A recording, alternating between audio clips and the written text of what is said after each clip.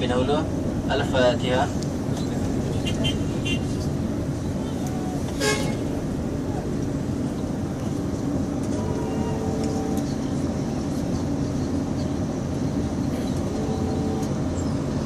Suasana traffic jam di Kota Mekah. Sini waktu malam memang banyak kenderaan, tambahan pula orang baru selesai solat tarawih. Alhamdulillahirabbil alamin wassalatu wassalamu ala asyrafil anbiya'i wal mursalin sayyidina Muhammad. Sebelum kita pergi ke Gua Hira, nak minta ni lah tambang untuk bas. Bas satu bas tambang dia 800 sewa bas sebenar.